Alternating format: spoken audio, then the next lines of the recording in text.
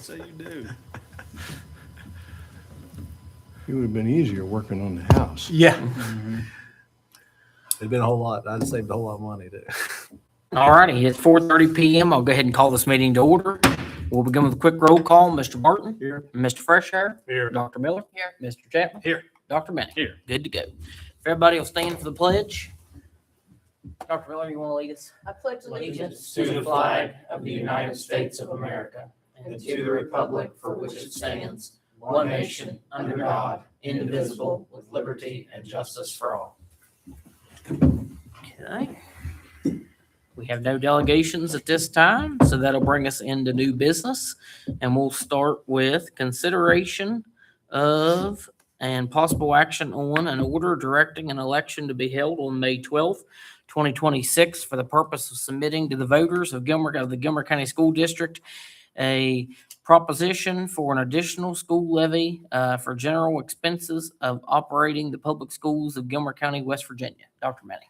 As you guys know, we tried to get this on the December 15th regular meeting agenda. We had not heard back from the secretary, the state auditor's office. We sent the draft, the committee that helped create the new proposed draft of our excess levy. We sent that to the state auditor's office. We've heard back from them, couple little typos and things like that, but overall it has been vetted through the state auditor's office, and suggestions were made, and we made some tiny little corrections with typos and things like that. We are 127 days out from the election, and the importance of getting this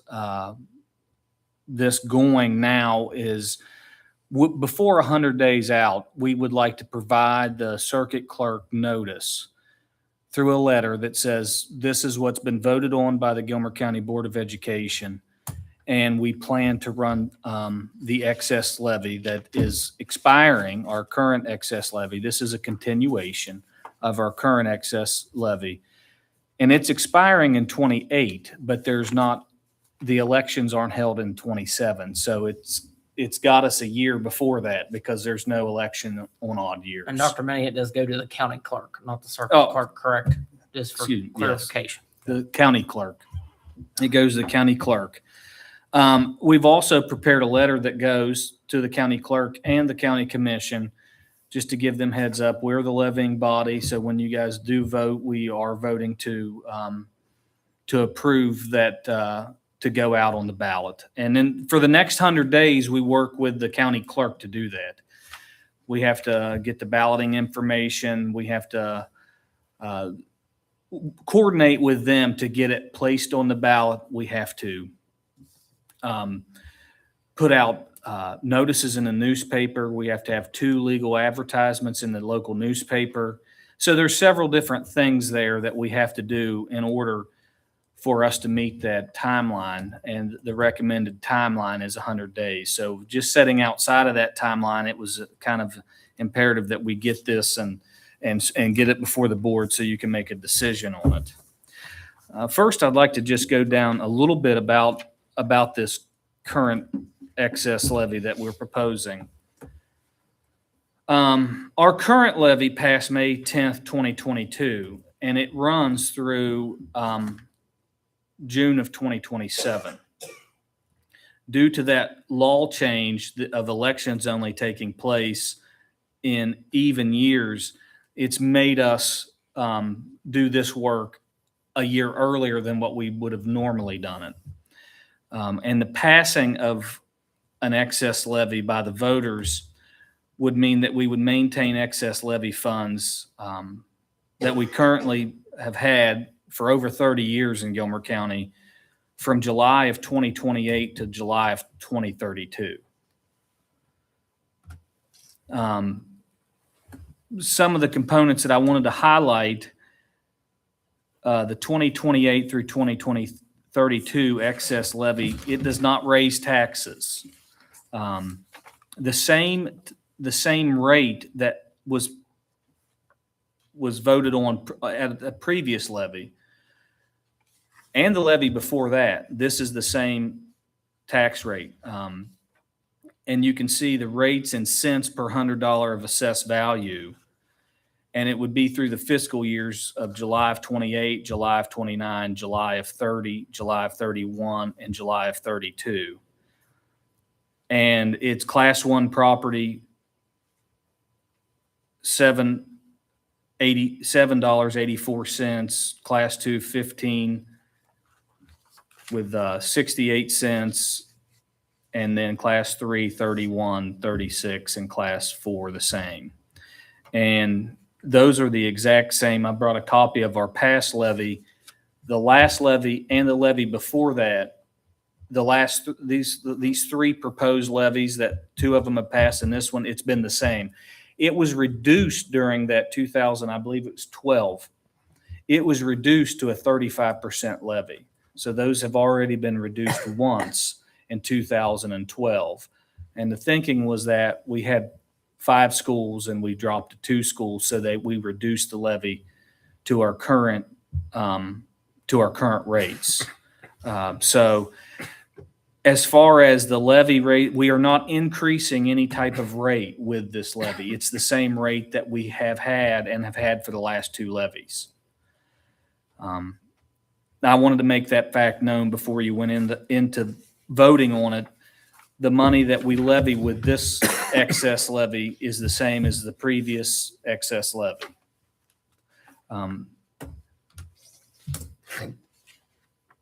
Gilmer County voters have supported an excess school levy for over 30 years. When I did my research about the support, it has only failed one time for 1 year in 1989. It goes clear back into the 70s when it was originally passed. And the last set of votes, it passed by over a 70% margin, with 855 for and 349 against.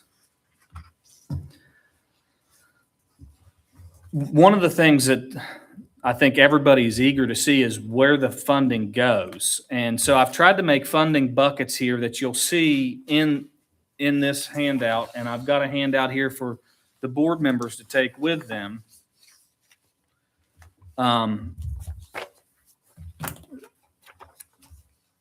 The buckets are pretty much exactly the same, and I call them funding buckets. They're funding priorities here, and they're pretty much exactly the same as the last levy with just a few. Did we have enough down there? All right, I got one right there. They're pretty much the same as they were before, with a few modified little tweaks. You can see that because we have a building in this county that was built in 1957, and it's been prioritized for several levies that custodial supplies, maintenance and buildings, and safe schools, they've been in several of the last levies. We left those 3 funding sources in there to keep our building up and looking good and safe for our students to be in. And the safe schools is also in there. We've done many projects with the safe schools to make sure that we're ready in case of an emergency, active shooter, all sorts of different things like that. That funding comes from a piece in this levy. Instructional supplies and instructional equipment, extended summer learning programming. We wanted to make sure with this, no matter what happens with federal dollars, we have extended summer learning built into this levy. That way our summer programming that our students take advantage of all summer long, we still have access to that to do things to help students not have the summer slide, to help parents, also for credit recovery for some of our struggling students. Textbooks, a lot of the textbooks are very expensive. This offsets some of that cost, and we can also utilize the newest textbook. We can also use online versions where kids can access things at home. Another kind of area that we decided that is new is media and streaming. Our streaming service that we fundraise for right now, we thought that was a good enough service to make it a piece of the levy, so our community would always have free media and streaming. So you could watch a graduation. If you were a grandparent and you couldn't physically make it to graduation, you can watch it. You can also watch a basketball game. You can watch the arts extravaganza, kids, their theater productions. You can be a part even if you couldn't physically walk through the door. And we thought that would be a good thing to add into this levy, because we have a lot of elderly community that we could see on our analytics that are actually taking advantage of that. Our county 4-H program has funding through this levy. Future Farmers of America has funding through this levy. Transportation after school activities, it's built into this levy. So all the transportation and after school activities are funded. Staff service supplements, this is something that we added. We don't have a lot going on in the community. There's not a mall, there's not a movie theater, but we have people here that are willing to go in the summertime and set up an outdoor theater at Gilmer County Elementary to have the kids be able to go and participate and be able to do something that's safe, that's a learning experience, that provides them an opportunity to get out of the house, to go and be with their friends, to socialize and do those types of things, which are very important in child development. It also helps fund our sports and extracurricular activities, our fine arts, including band, our fine arts, our visual arts at the high school, and our JAM program, our Junior Appalachian Music Program. It also provides funding for academic extracurricular. Today in Colts, we are in the process of making a quiz bowl team. So our best academics are going to travel just like our sports clubs and go and participate and try to better themselves in academics. Those are the major funding areas that this excess levy, and many of them are the same as what we previously had. Our committee worked on these things and said, hey, what should we keep? And we kept most everything, but moved funding around to add different things in that we thought would make a good priority for our students to take advantage of. And most of it is related to student activity. So with that being said, if you've got a copy, I think I gave everybody a copy of the actual order. And this is much like our last order for the excess levy. It's pretty close language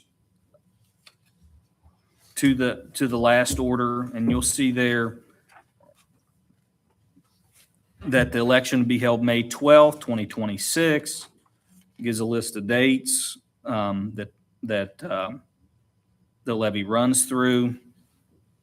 It has the funding priorities, and it is a 5-year levy. Most of them are 5-year levies. That's pretty standard.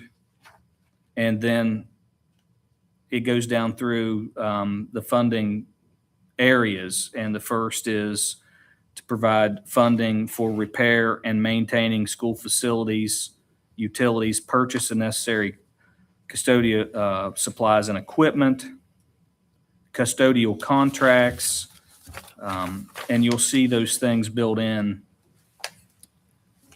different funding buckets there that you can kind of see what we had placed in every category.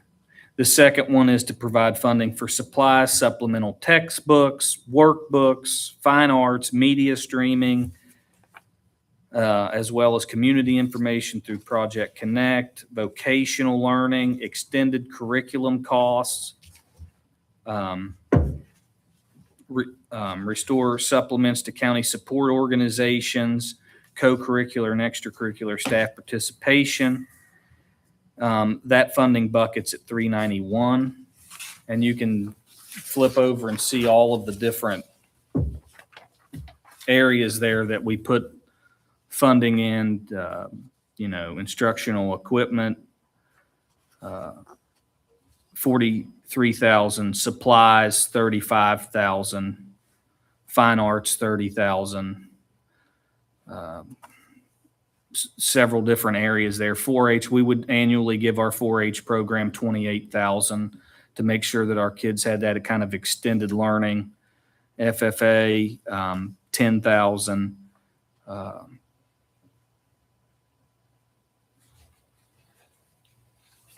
Co-curricular and extracurricular staff participation supplements, 78,000. There are several buckets there.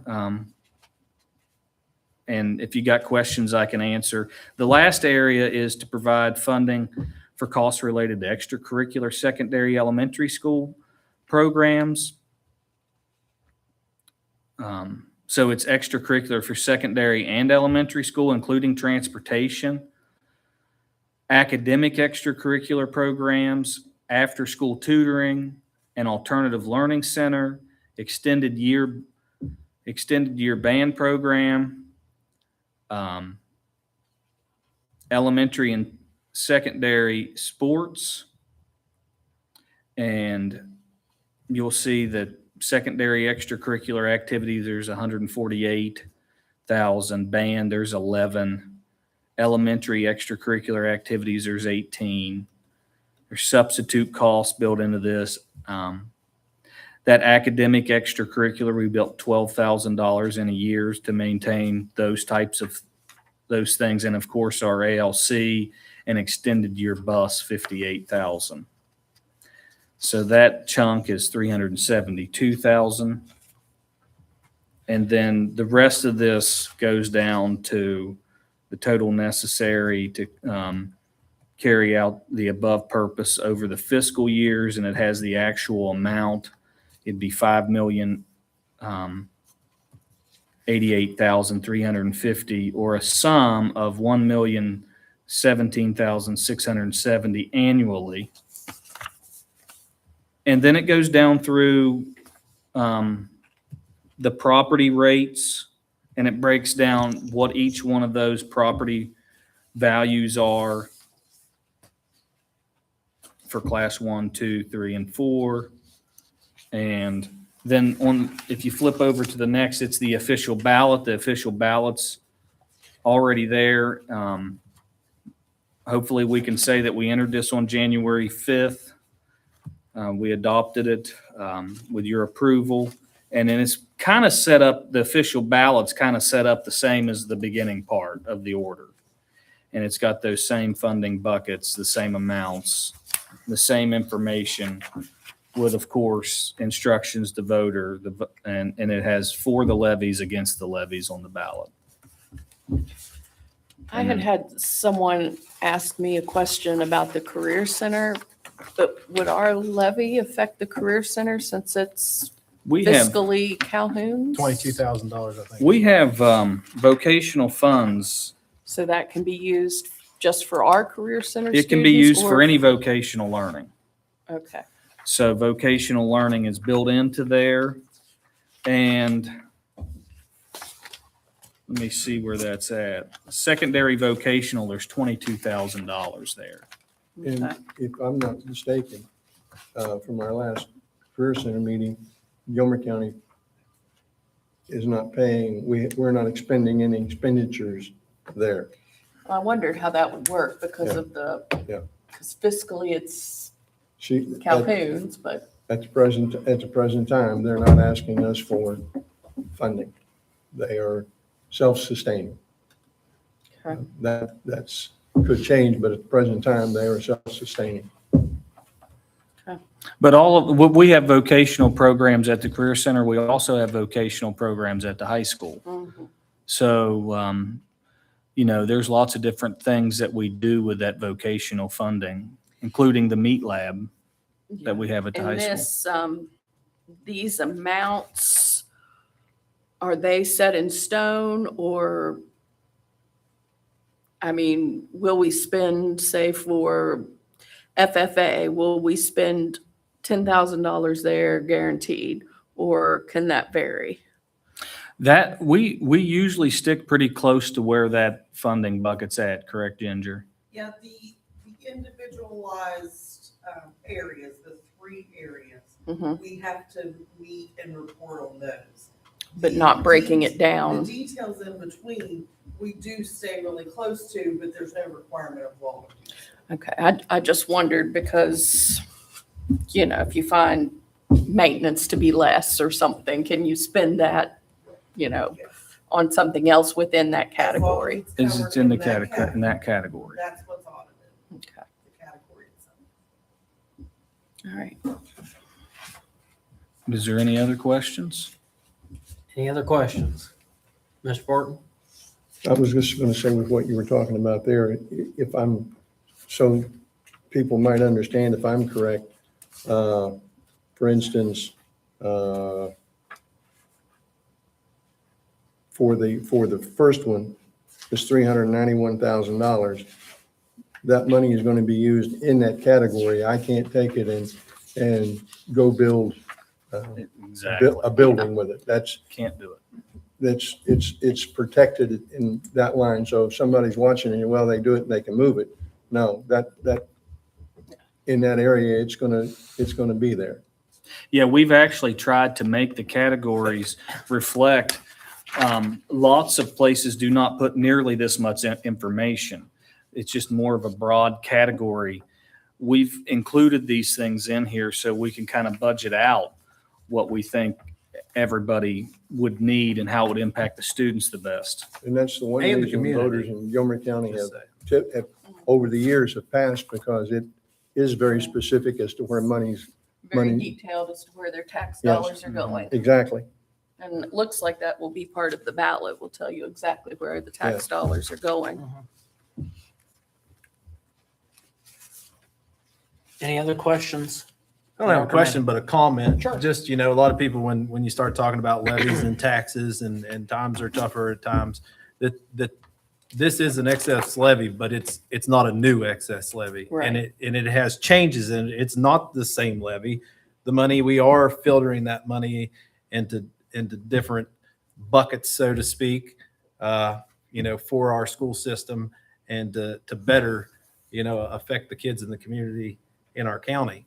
I think that by doing if- it the way that Dr. Minnie has it, that it is very diligent and we are very transparent on how we're using the funds and we're very And grateful. if we're going to be paying taxes, I would think everyone would want that money going to the most important asset in our county, which is our children.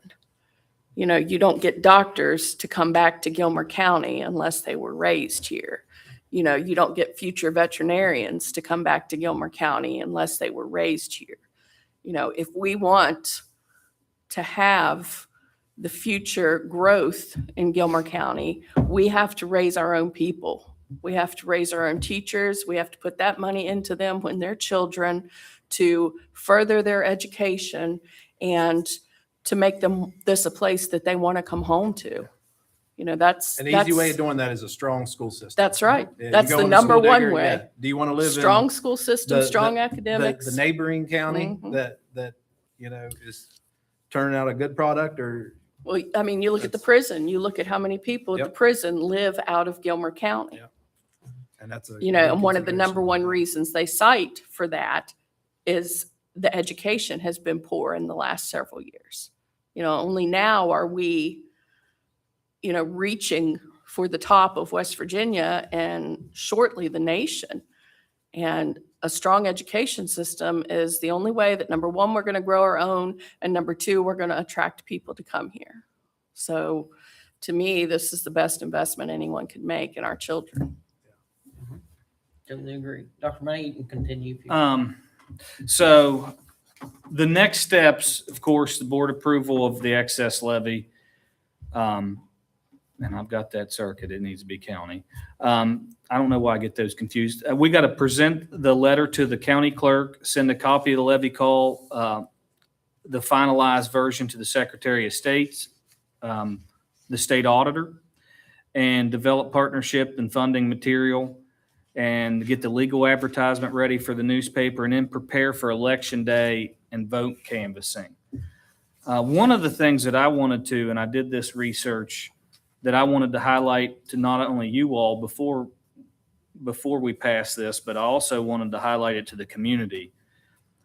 If you go on School Digger, which is a site that everybody looks at the local performing schools, there is not one top 10 performing school in elementary, middle, or high school that's not from a levy-funded county. As a matter of fact, there's only 13 counties in the state that do not have a levy. Barber, Braxton, Hampshire, Hardy, Pendleton, Pocahontas, Preston, Randolph, Summers, Tucker, Upshur, and Webster. And if you go down to the 111 high schools in the state, you're going to see, and this is nothing against any of these high schools, but you're going to see that most of these schools, Calhoun, Moorfield, Elkins, Tigard's Valley, Buchanan, Upshur, Tucker, Roane, Webster, Braxton, Barber, are all in the lowest performing 50%. So I just wanted to let you guys know and understand the dollars do matter to what you can do with education and with athletics and with arts and with a well-rounded education. And we're all expecting those dollars to steadily decrease from the legislature. So, Yes. you know, this is a time where we need to take care of our own, just as we have for the last 30-some years. We need to be sure that our kids can go out there and compete with other kids, not only from the United States, but AI and kids from around the world. You know, this is our chance to put our kids on top. So if you have any other questions or any comments that you'd like for me to go over, I'm happy to answer your questions. But I think it is a good levy. I think it's a student-centered levy. I think it's going to help our community. And I think we have the funding in the right areas to make an impact across the board in both academics, extracurricular, and arts. So.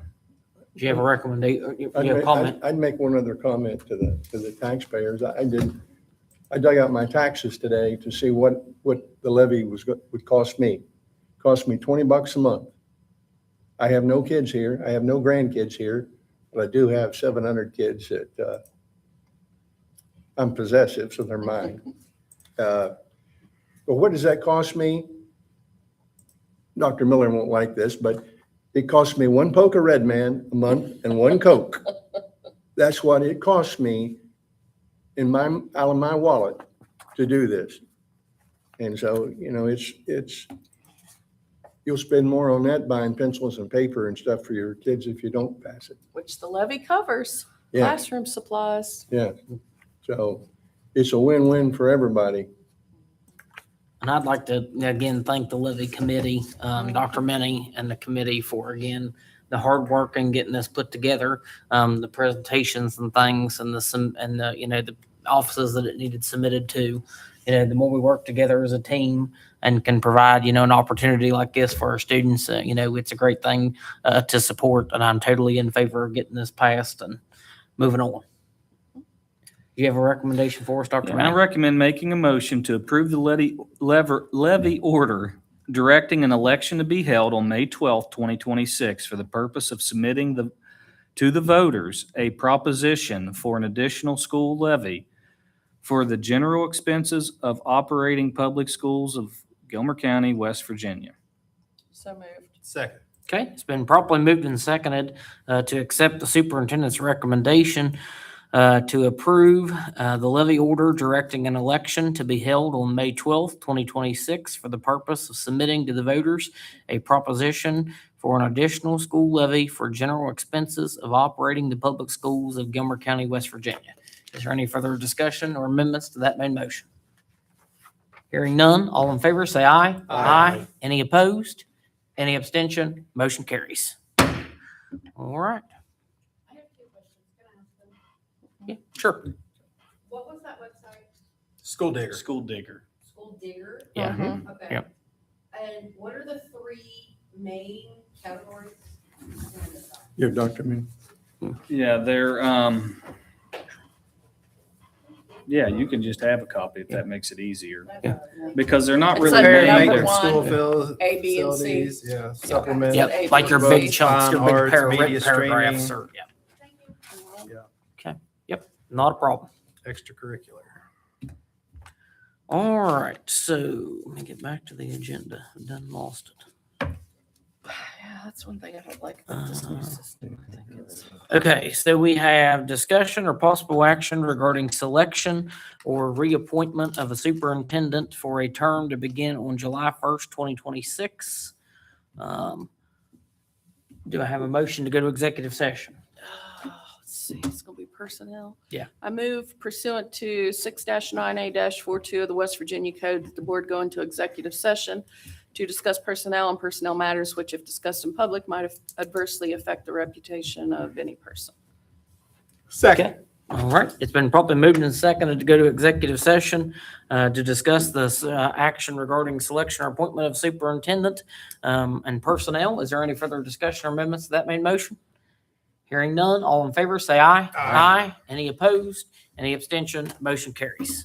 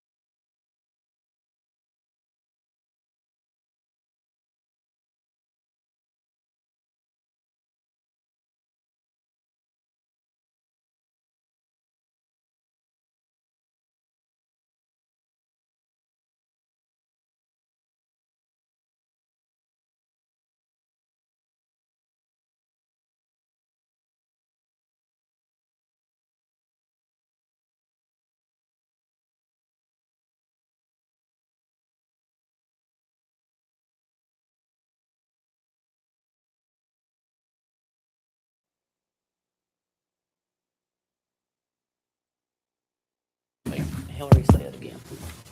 I make a motion to arise from executive session. Second. Okay, it's been properly moved and seconded to arise from executive session. All in favor, say aye. Aye. Any opposed? Any abstention? Motion carries. All right, we're reconvening in open session. Back to the agenda item of discussion or possible action regarding the selection or reappointment of a superintendent for a term to begin on July 1st, 2026. Is there a motion on the floor? I make a motion to reappoint Tony Minnie as superintendent to a 4-year term of employment beginning July 1st, 2026, with an annual salary of $130,000 upon such terms and conditions to be presented in a written contract for the Board of Education approval at the January 12th, 2026 meeting. Each board member will receive a copy of the contract, and additional copies will be made available for public inspection. Second. Okay. You send that to me. It's been properly moved and seconded to reappoint Tony Minnie as superintendent to a 4-year term of employment beginning July 1st, 2026, with an annual salary of $130,000 upon such terms and conditions to be presented in a written contract for the Board of Education approval at the January 12th, 2026 regular meeting. Each board member will receive a copy of the contract, and additional copies will be made available for public inspection on January 12th, 2026. Is there any further discussion or amendments to that main motion?